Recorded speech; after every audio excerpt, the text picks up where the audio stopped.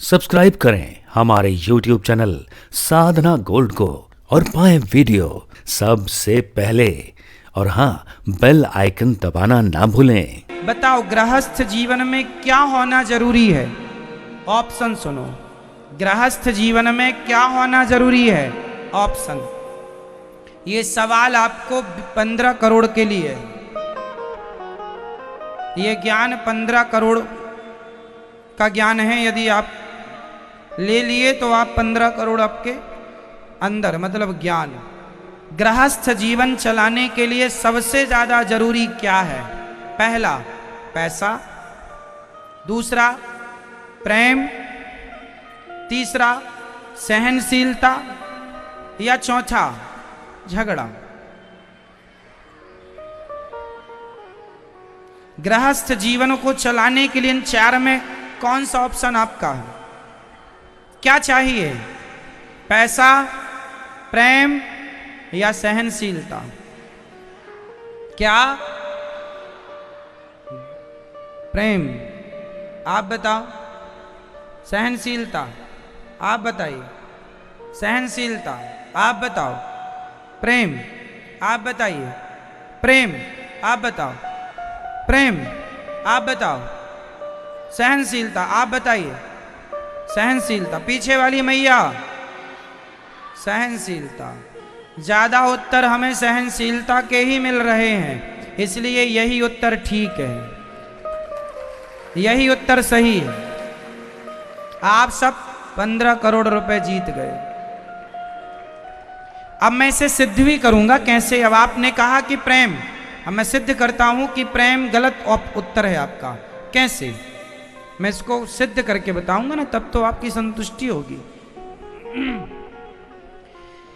जीवन में जो लड़के लड़की प्रेम से शादी करते हैं, लव मैरिज, कोर्ट मैरिज, उनका भी तलाक हो जाता है।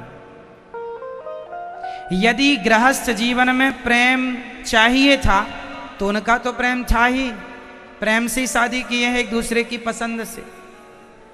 यदि नहीं था उनके जीवन में कुछ, तो सहनशीलता नहीं थी। शादी के बाद पत्नी को कुछ सहना पड़ेगा, सास की, ससुर की, पति की, दो बातें, और पति को भी सहन करना पड़ेगा। तो गृहस्थी में प्रेम तो बनता बिगड़ता रहता है।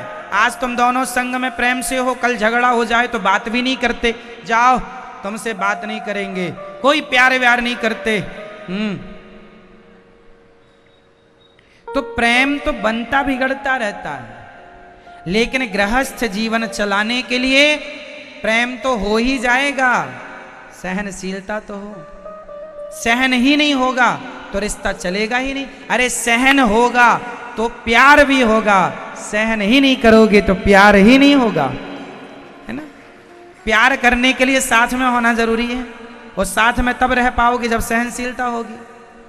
आजकल जरा पत्नी छोटी छोटी बात में भाग जाती है क्योंकि सहनशीलता नहीं। पति जरा जरा सी बातों में गुस्सा होकर उल्टा सीधा बोल देता है, सहन नहीं होता। आजकल पुरुष लोग स्त्रियों को गालियां देते हैं। स्त्री की माँ को गालियां, तेरे बाप को गालियां, तेरे को गालियां, खूब गालियां। स्त्री का इस प्रकार अपमान ना किया करो।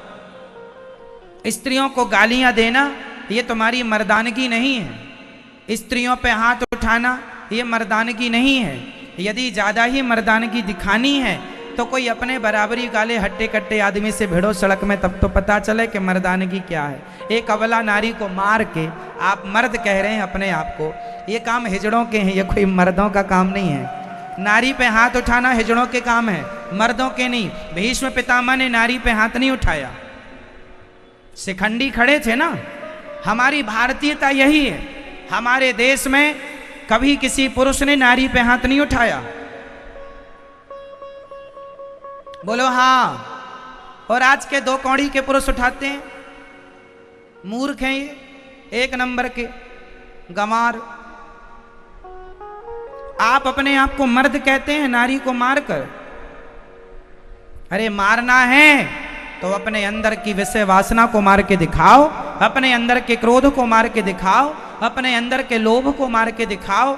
एक अबला नारी जिसने आपके लिए पति छोड़ा, आपके लिए परिवार छोड़ा, माँ छोड़ी, बहन छोड़ी, भाई छोड़ा, पूरा परिवार छोड़ के सब त्याग के तुम्हारे संग रहने के लिए, तुम्हारा साथ निभाने के लिए खड़ी है, उसे तुम मार रहे हो।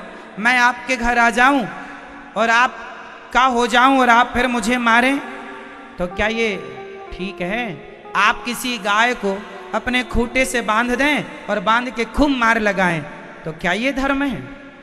उसी तरह पत्नी भी एक गाय की तरह होती है जो आपके खूंटे से बंध गई है। अब उससे प्यार से रखो या दुत्कार के रखो, गालियों में रखो या प्यार से रखो, मर्जी आपकी है। पत्नी आपकी है, वो भी किसी की बेटी है, क्यों अपमान करते हैं?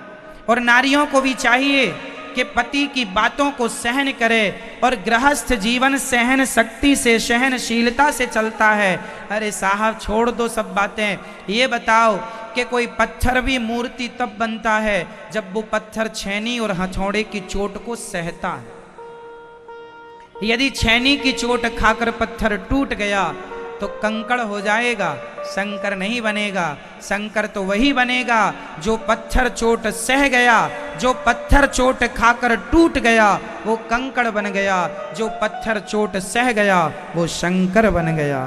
तो सहन तो पत्थर को करना पड़ता है, तब जाकर के वो भगवान बन के पूजता है, वरना पत्थर तो पत्थर ही है। इसलिए मेरी माँ, मेरे भाइयों, अपने बेटों को भी ये बात बताओ कि बेटा नारियों का सम्मान करो। पहले के पितामह भीष्म के सामने शिखंडी था, चाहते तो मार डालते, खुद की जान पे आन पड़ी थी, नहीं जी मर जाऊंगा, पर क्षत्रिय धर्म है, नारी पे हाथ नहीं उठाऊंगा। ये बात, ये मर जाएगा पर हाथ नहीं उठाए। मर गए पितामह भीष्म, नहीं उठाया हाथ। ना तो अर्जुन हाथ उठाते थे महिलाओं पर, ना पिता पहले के राजा, चाहे पृथ्वीराज चौहान हो, चाहे कोई हमारे देश का राजा हो, कभी नहीं उठाया नारियों पर हाथ। क्यों जी उठाए? आज के ही उठा रहे हैं। पत्नी को 2 छप्पड़ मार दिया, उनको लगा हमने गढ़ जीत लिया। पत्नी कोई गलत काम करे तो डांटो, पत्नी गलत रास्ते पर जाए तो समझाओ, डांटो, मारो मत।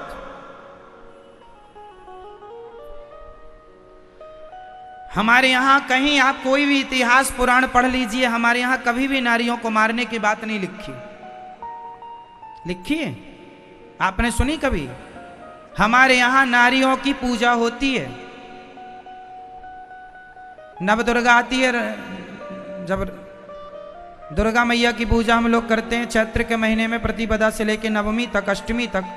तो नवरात्रि में 9 देवियों की पूजा, हम 9 लड़कियों को, 9 बच्चियों को पाँव में माहौर लगा के, पाँव धो के उनको खिलाते पिलाते, आरती उतार के, दान दक्षिणा। हम तो देवियों की पूजा करते हैं। जहाँ पूजा हो वहाँ उस नारी का, जिसके पाँव पूजे हैं, उसका अपमान कैसे कर सकते हैं? ठीक है, इसलिए नारी तो नारी होती है, नारी को लक्ष्मी के रूप में प्यार कीजिए।